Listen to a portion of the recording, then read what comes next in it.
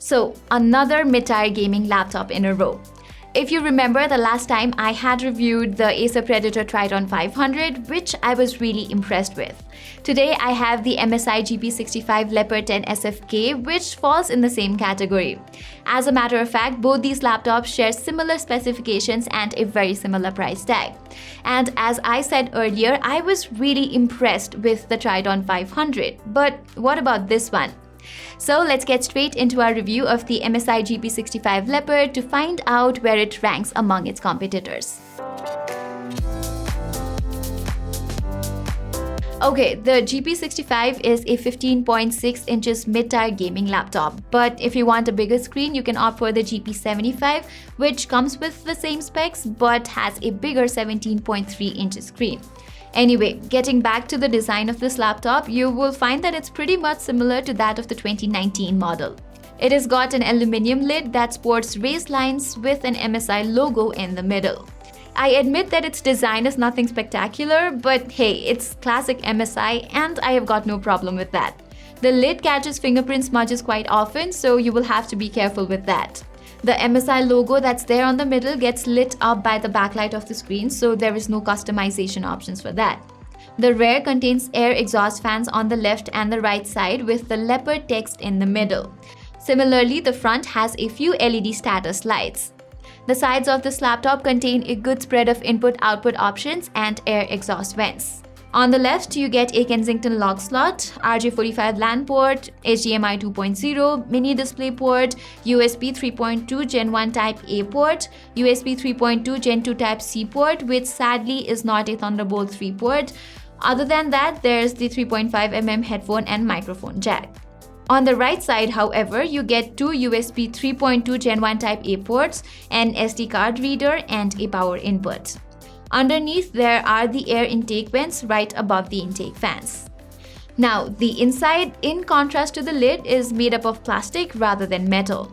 I know it sounds cheap, but trust me, the build quality here is really good. And fingerprints don't even show up on the silver finish, which is great. Neither the palm rest nor the keyboard flex when applied pressure, so that's nice too. However, the lid, despite being a metal build, has got quite a flex to it. But it's not that big of a concern, so I guess you don't have to worry about it too much. More on the design, this laptop falls on the heavier side of the gaming laptop spectrum. It weighs around 2.3 kilos, and add to that the weight of the huge charging brick on top, and you get a daily calorie burner. So that is something you should really consider before buying this laptop, because you wouldn't want to give your back a problem over a laptop. On the whole, despite being this heavy laptop with an outdated design, this device is a robust piece that you can rely upon. As per the keyboard, MSI ships in laptops with great SteelSeries keyboard, and this one is no different. It has got great key travel, the keys are tactile, and typing in general has been great. There are a couple of hotkeys alongside the power button right above the numpad. One of those keys will help you cycle through the awesome Rgb animations, and the other one boosts up the fan speed to the maximum. The keys have per key RGB lighting, and it can be customized through the SteelSeries Engine app.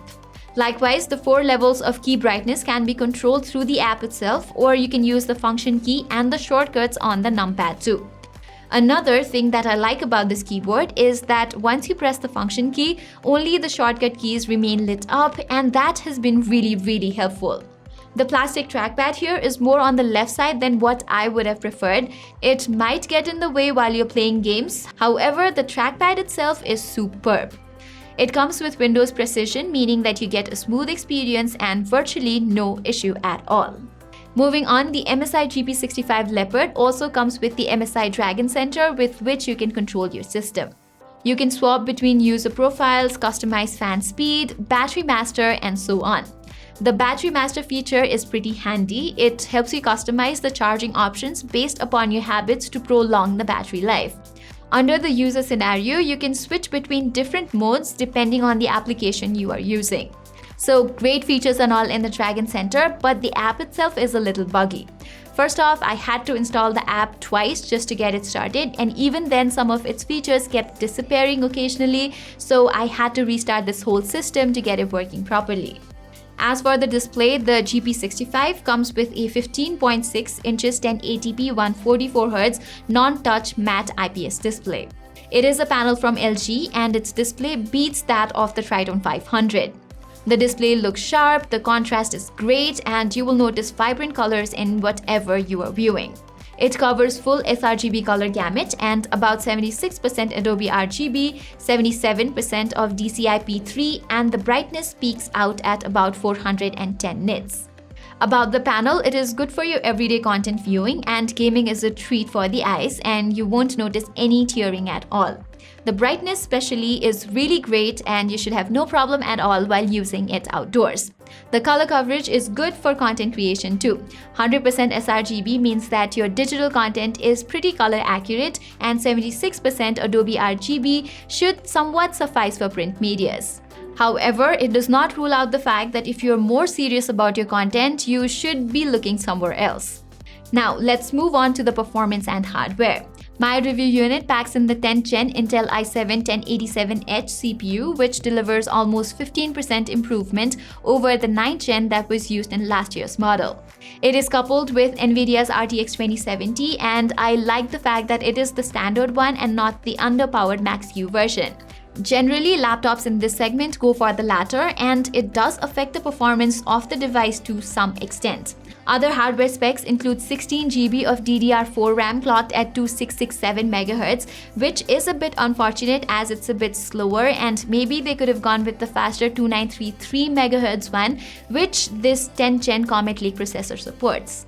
There are 2 RAM slots inside, meaning you can easily upgrade it up to 64 GB. Storage-wise, it has a 512 M.2 NVMe SSD and 1 TB HDD. You can always upgrade the internals yourself, and it's quite easy. Simply open the bottom and bam, you have an easy access to the internals. Under the hood, you will be able to see the heat pipes and the chunky 6-cell 51 Wh battery. And while we're at the topic of the battery, let me just say that this aspect of this device is quite underwhelming. In balanced mode, I got about 1 hour and 10 minutes while doing normal stuff such as web browsing and so on. Switch to the extreme performance mode and the battery backup time decreases even further. You can opt to tweak the user profiles a little bit, but that really does not help so much. Underneath the hood, you will also find the two 2-watt speakers. Now, MSI advertises it as giant speakers, but all I can say is that they're pretty average. They're a bit louder than other gaming laptops, but it lacks bass. Furthermore, the fan noise will easily drown the speaker, and thus you will need a good pair of headphones while playing games. Talking about games, it's simply a joy to play in this rig. AAA titles easily hit high FPS on medium to low settings, and even on high settings, the games have minimal lags. That means for less demanding games, this laptop works like a breeze. On Battlefield 5, I managed around 108 to 110 FPS on ultra settings. Now, comparing that with the Triton 500s, there's not much difference here. However, the GP65 Leopard holds its own even with ray tracing on. With DXR on and in ultra settings, I managed around 65 FPS. And on the Triton 500, it was around lower 50s. So there's a big difference here. Stats of other games are somewhat similar, with the GP65 piping Triton by a few margins. However, if you still want some extra FPS on games, you can do so by upgrading the system to DDR4 2933 memory. Heating for the most part is not an issue, but the fan noise will bug you a lot though. I played the games in extreme performance mode with cooler boost on for the best result, and it handled the thermals pretty well. After a while though, the area above the keyboard deck and the central part of the keyboard do heat up. However, the WASD keys are relatively cooler. Warm but not exactly uncomfortable. And the palm rest remains cool too. On longer gaming sessions though, the heating of the WASD keys might become an issue.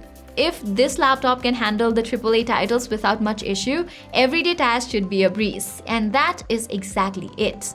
However, the upper part gets heated on sort of normal usage too. I had around 20 tabs on Google Chrome open and a couple of Word files, and after 1.5 hours, the space above the keyboard started heating. It was nothing uncomfortable, yet it was noticeable.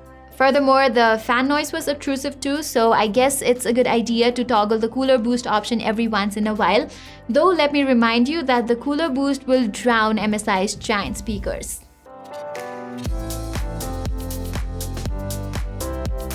Perfect for both gaming and daily use. That pretty much sums up the MSI GP65 Leopard. With its 10th generation Intel Core i7 processor, RTX 2070 graphics, and excellent cooling system, this laptop can handle everything you throw at it with ease. Having said that, the battery life of this device is not up to the par and the speakers are just above average. And some may even feel that the design of this laptop is a bit outdated.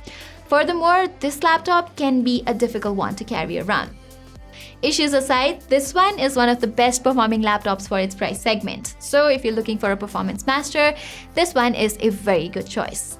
So that was my review of the MSI GP65 Leopard 10 SF. Do let us know in the comments if you would like to see more laptop reviews on our channel. Till then, I'm Pratima Adhikari and thank you so much for watching.